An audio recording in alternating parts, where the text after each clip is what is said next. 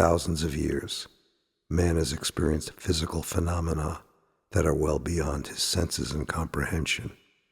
Even today, scientists and philosophers continue to ponder these phenomena in their feeble attempts to provide them with an explanation. Ultimately, where and whenever scholars gather, understanding the nature of our existence leads to vigorous debate. Man's intellectual capacity has yet to accept one rather humbling proposition. Anything truly worth knowing is unknowable. The magic of life, the purpose of suffering, the secrets of death. Death and whatever follows it remains the universe's most carefully guarded confidence, and perhaps its most misunderstood mystery. Scientists measure the cessation of heartbeats. Philosophers debate consciousness. Spiritual mediums offer comfort in dimly lit rooms.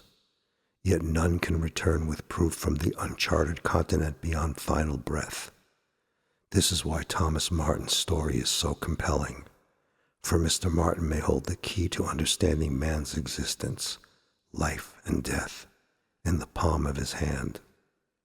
He poisoned his parents and 3 siblings to complete a family tree. He created a cemetery in his backyard as a place for all his deceased family members to gather. He placed 42 headstones upon undisturbed soil, including one for himself. The earth answered by producing coffins that no factory had manufactured and no gravedigger had buried.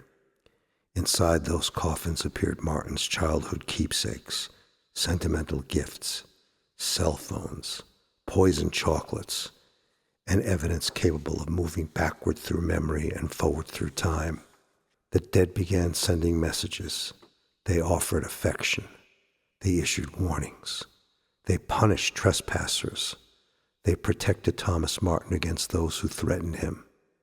And most disturbingly of all, they demonstrated an ability to influence the affairs of the living, including but not limited to the administration of death itself. It was a beautiful New England afternoon in Ashwick, Massachusetts. The sky was blue, the church steeple stood white against the horizon, and justice was about to make its presence known on Center Street. Caleb Washburn, director of the Ashwick Department of Public Works, spent the morning inspecting the renovation of a 19th century municipal building. Ashwick residents preferred restoration to replacement. They repaired old shutters, reinforced ancient fieldstone foundations with cement, and preserved sagging roofs, as though history itself might file a complaint if there was an attempt by man to alter them. Caleb had no particular knowledge of architecture, construction, engineering, or public works. However, these shortcomings did not prevent his appointment as director of the DPW. His father-in-law happened to be the long-standing chairman of the town's governing body, the Board of Selectmen. When Caleb was hired for the position, although experience had been considered desirable, in Caleb's case, it was only optional. Under pressure from Caleb's father-in-law, his family connections had been considered more than sufficient qualification for the job. At the same time, several other qualified applicants sought the position, including but not limited to Harold Finch, gravedigger by trade, mechanic by necessity, and a practical man by nature. You remember Harold Finch. He helped Thomas Martin establish a family cemetery in his backyard. Finch understood drainage, machinery, stone, soil, foundations, and the stubborn temperament of the New England landscape. He possessed every qualification except one. He had the wrong last name. Finch never complained about being overlooked for the position. He stuck with grave digging, with patient dignity, sitting atop his backhoe. In the grave digging business, there is always more than enough business to go around. Caleb returned to his office, patting himself on the back for yet another successful inspection of work he did not understand or even care about. At noon, hunger directed him across the street to a small hot dog stand located across from the DPW barn. "1 Coney Island," he told the vendor, "everything on it." The vendor heaped a generous ladle of spicy chili on Caleb's hot dog and then topped it off with mustard, relish, and chopped onions. Caleb was a frequent customer, and the vendor aimed to please him. Caleb consumed his Coney Island with remarkable efficiency. Then he ordered another and a fresh lemonade to wash it down. There were men who savor food, men who respect it, and men like Caleb Washburn who attack a meal with his fangs out as if he were a junkyard dog being threatened. He finished the second hot dog, paid, and wearing several newly acquired mustard stains on his white shirt, stepped across the street. He managed to make it halfway across, then stopped. The street tilted. His vision narrowed. His lemonade fell from his hand. He staggered first to the left, then to the right, fending off a brief and unsuccessful negotiation with gravity. From the driveway beside the DPW barn, a municipal dump truck rolled slowly into the street. Caleb was in the driver's blind spot. The driver jammed his brakes but was too late. The truck crushed Caleb like a piece of tin foil under its enormous weight. Some witnesses on the street screamed. Others turned their heads in horror. The hot dog vendor vaulted from behind his stand. Office workers rushed outside. Someone telephoned emergency services. When paramedics arrived, Caleb Washburn remained motionless beneath the blue Ashwick sky. EMTs attempted resuscitation with no success. Caleb Washburn, the director of public works who was appointed through influence and promoted in spite of his incompetence, had been pronounced dead on the street in front of the department he had never been qualified to manage. His dreadful, deadly accident was his pink slip. Accident? Some called it an accident. Some blamed the truck driver. Some pointed to a dizzy spell. Perhaps it was just one hot dog too many. But the universe, like a skilled accountant, sometimes recorded debits in places where mankind saw only coincidence.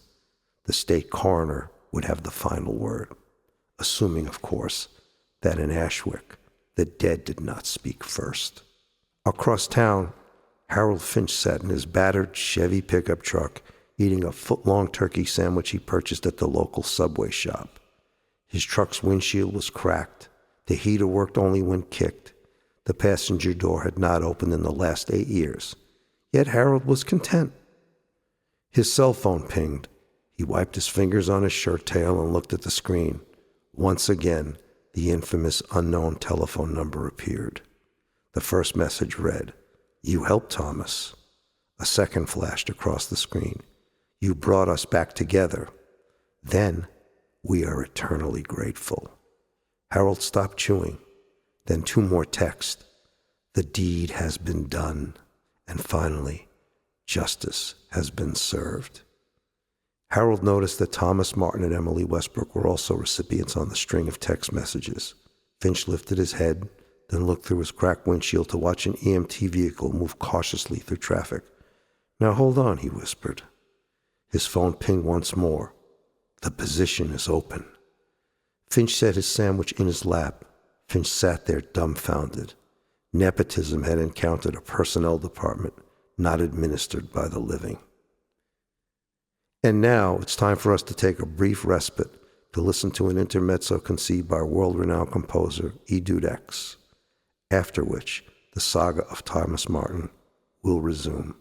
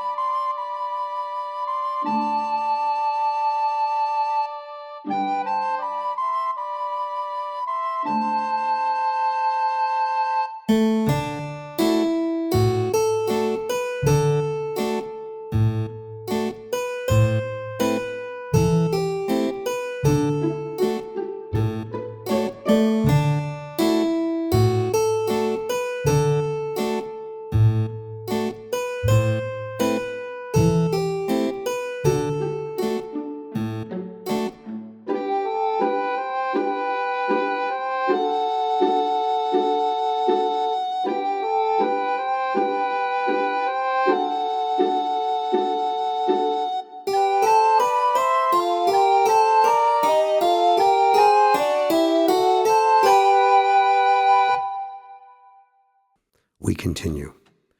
When Emily received the text messages, she was seated in her late brother's law office behind his polished mahogany desk.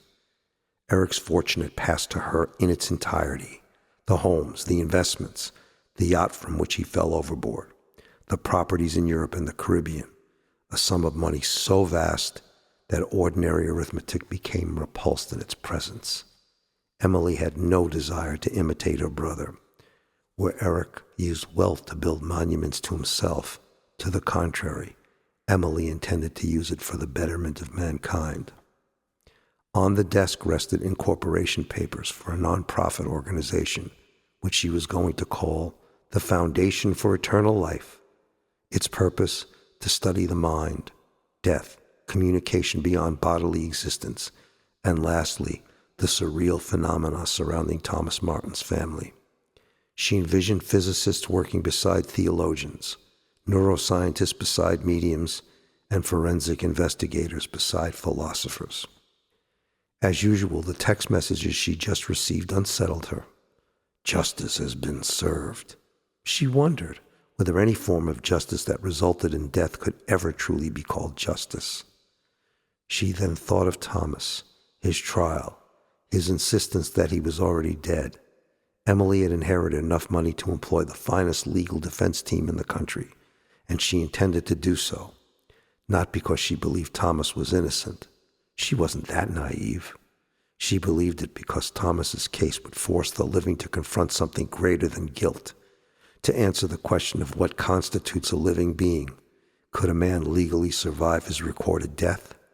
Could the dead produce admissible evidence? Could they commit murder?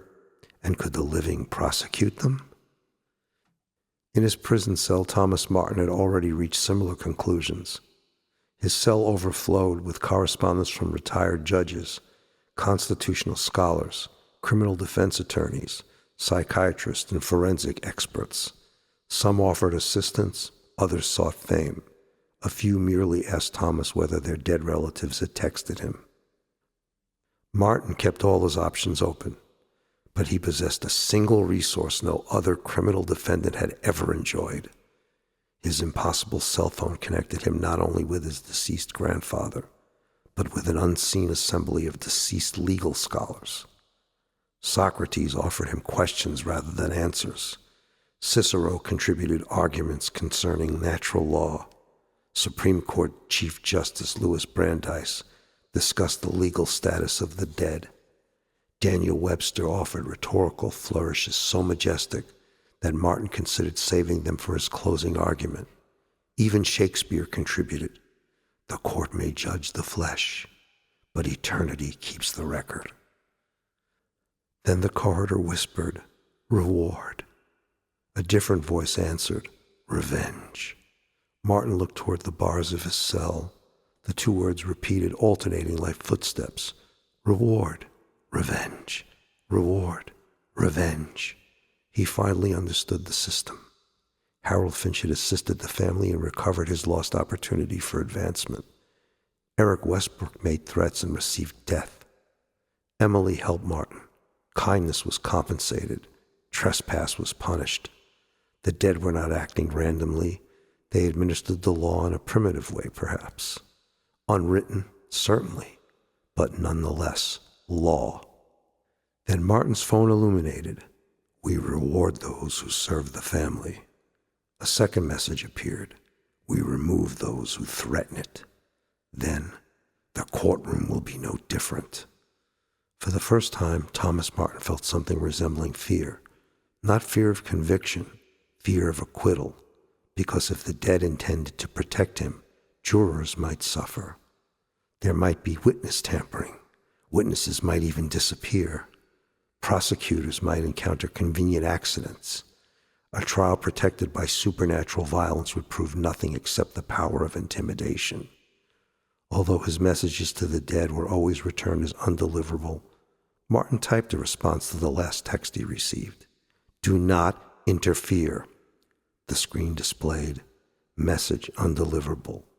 Then after a pause came an unexpected reply. "Family first." That evening, the state coroner examined Caleb's cadaver. There were broken bones, internal injuries. Caleb's skull was completely crushed. But none of these injuries caused his death. Caleb had been dead before he was struck by the truck. The toxicology report identified the cause as cyanide poisoning. Inside Caleb's stomach remained traces of the hot dog, chili, onions, mustard, and surprisingly, chocolate. No chocolate had been served on either hot dog he consumed for lunch. However, at the bottom of Caleb's briefcase, investigators found a small gold wrapper, Godiva chocolate, and on that wrapper rested one clear but untraceable fingerprint. Thomas Martin, a man who murdered his family to complete a genealogical record, unwittingly opened up a conduit between the living and the dead. Harold Finch was rewarded for service. Caleb Washburn was removed to make way for him. Eric Westbrook was consumed by the sea after consuming poisoned chocolate. Emily Westbrook received untold wealth, and behind it all, an invisible family that established its own system of compensation and punishment. The living called it coincidence. The dead called it balance. But a verdict administered without mercy was merely vengeance wearing the robes of justice. And somewhere beyond Ashwick, a courtroom awaited a trial in which the defendant claimed to be dead, the witnesses had been murdered, and a jury that would not tolerate a verdict against their own. A proceeding soon to be called to order at the Conflation Station.